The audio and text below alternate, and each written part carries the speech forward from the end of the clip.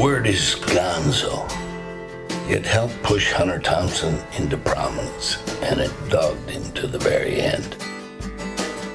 He created a character, an attitude, a voice, and arguably a genre to deploy it, an audience to enjoy it, and an entire era to go along with it. At a pivotal moment in the American experience, he minted sentence after sentence that were more furious, funny, and just plain fast than anything else you could get. Many of us discovered him in Rolling Stone magazine, where Thompson formed a fruitful but combative relationship with editor Jan Winter. But the real birth of Gonzo came in the spring of 1970. To find his working method rendered whole, Thompson would have to return to Louisville and make the acquaintance of a seemingly buttoned-down Welsh illustrator named Ralph Steadman. The piece was called "The Kentucky Derby is Decadent and Depraved." The collaborations and the co-conspiracies would continue to the end. From 1965 till about 1975, that decade, Hunter was a mother. In 1970, Ralph Steadman, naive English artist, came to Kentucky to meet up with a Southern writer and interpret the Kentucky Derby. He knew nothing of Hunter. Hunter knew nothing of Ralph. And they kind of met, and it was a drinking binge. That was my first visit to America, and I hit a bullseye. First time I found the most strange man in America. You know, it could have been anybody. You know, sort of a writer, might have met Tom Wolfe. When I wrote the introduction to the new journalism, which was kind of my manifesto on nonfiction, and I included him as part of the band, and his response was, "No, I write Gonzo."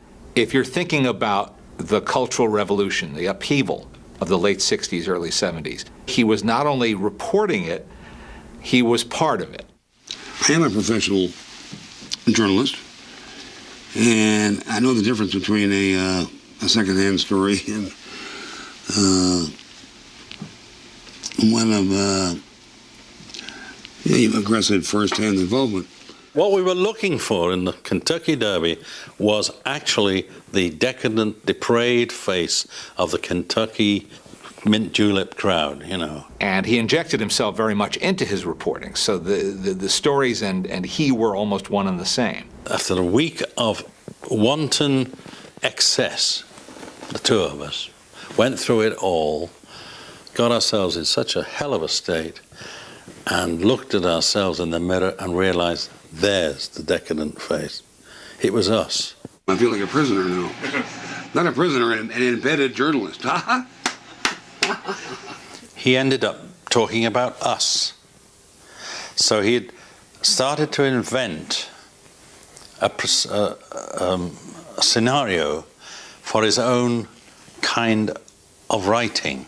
I think his main energy source was taking what we called journalism and making fiction out of it. With an hour or so to kill before we had to catch the plane, we spread his drawings out on the table and pondered them for a while, wondering if he'd caught the proper spirit of the thing. But we couldn't make up our minds.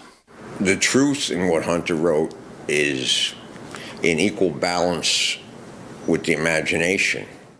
His hands were shaking so badly that he had trouble holding the paper, and my vision was so blurred that I could barely see what he'd drawn.